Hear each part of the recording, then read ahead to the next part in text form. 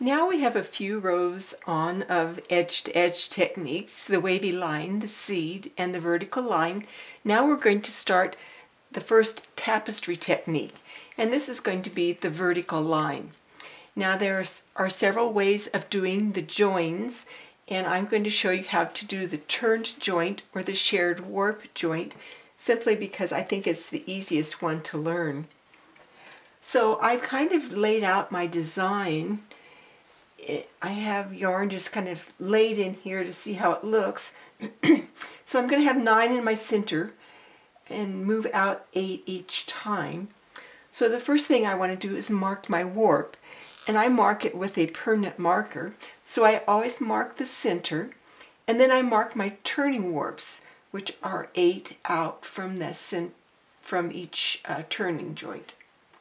So once I have these marked, you can also mark them with a piece of yarn tied around the warp, but I like to do it with a marker, and it won't show because you're covering your warp.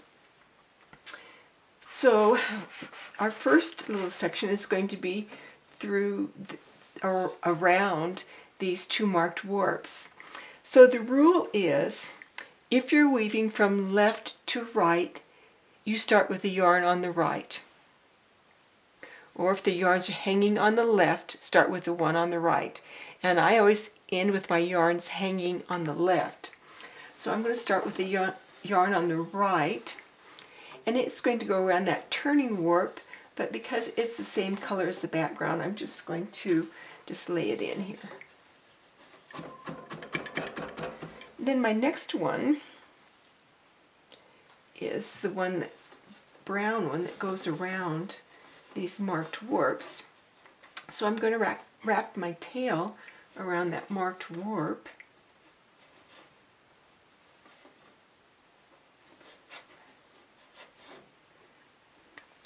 Now, you'll notice that my marked warps are behind the batten.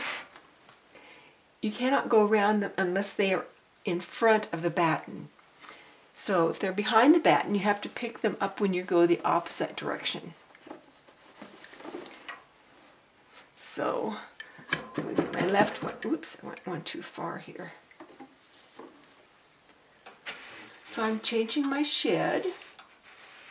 Now the rule again, they're hanging on the right, so you start with the one on the left. And it has not yet gone around that marked warp, so it needs to go around that marked warp. And then the one in the center, it needs to go around both of those marked warps, because it hasn't yet gone around this marked warp. So it goes around both of those marked warps. And then the one on the right goes back and it goes around that marked warp. So you see that both colors are going to go around that same marked warp. So I'm going to change my shed.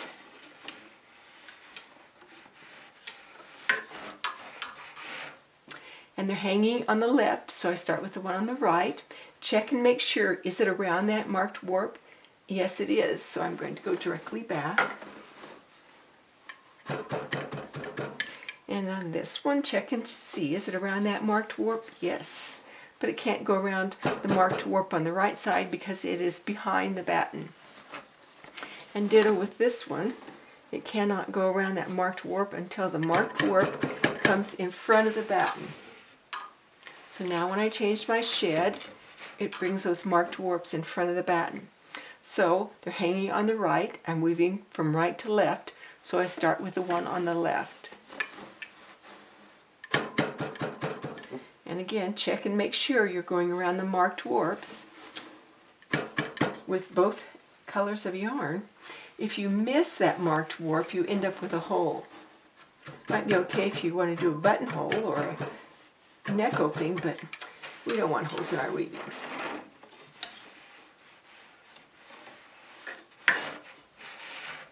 So again, they're on the left, start with the one on the right. Check, make sure, is it around that marked warp? Yes, it is.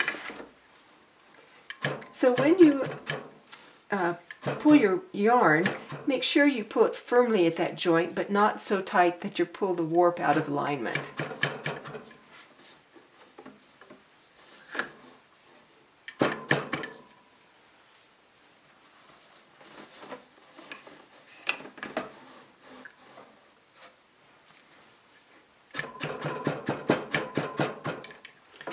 Again, I'm going to change my shed.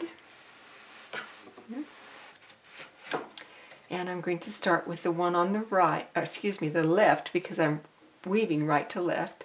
And check, has it gone around that marked warp? No, it hasn't, so I have to pick that up going from right to left. Ditto, this one has to go around both of those marked warps.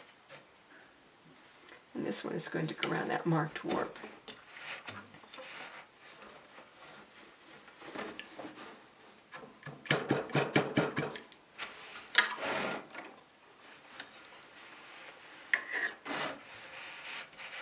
So I'm going to kind of make a little cross type design here. So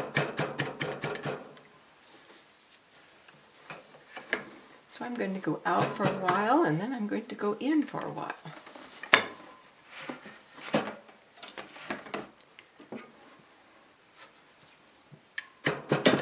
So beat it down nice and firmly, and check and make sure that your lines are horizontal. You often tend to beat down harder on the outside edges, so it tends to pack down. So you can just kind of pull that up. If you have a high spot, you can just beat harder on that.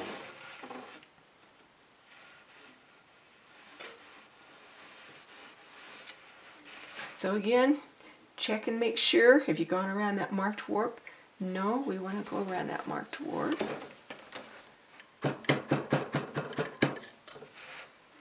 This one needs to go around both of those marked warps. And this one needs to go around that marked warp.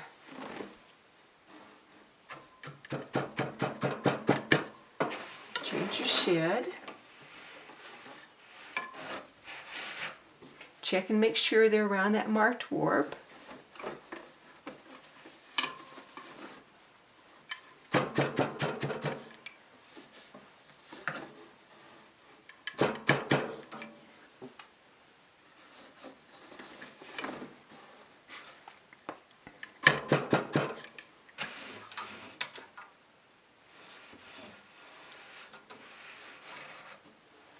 So is it around that marked warp yet? No, it has to go around it now. Now most people weave in sets of 4, 5, or even 6. I like to work in sets of 5. And the way to count your rows is to count the warp turns. So if you pull this apart and look at it, and do this once in a while to make sure you're going around that same marked warp. So you can see we're going around the marked warp with the brown, the tan, the brown, the tan. So just make sure that both of those colors go around that marked warp. So we have done 5 warp turns. You can see 1, 2, 3, 4, 5. So I'm going to work in sets of 5. That means I'm ready to increase my weaving. And one side is always ahead of the other, so I'm going to increase it on the left side, and it's going to move over to the new marked warp. And you'll have the same weft in the same shed for just a little ways, but that's okay. And then I'm going to change my shed. Start with the one on the right, and it goes around just as it's been going. Remember, one side is always ahead of the other, so this is going around that new marked warp. Check. Yep, it's around there. And this is going to go around to the next marked warp on the right side, which is behind the batten. So I'll pick that up when I go from right to left. And this one is going to go to the new marked warp. So when I change my shed, oops, I now have a new turning warp.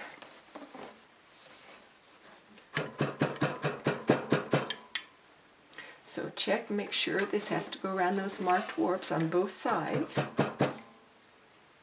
And then this has to go around that marked warp, the new turning warp.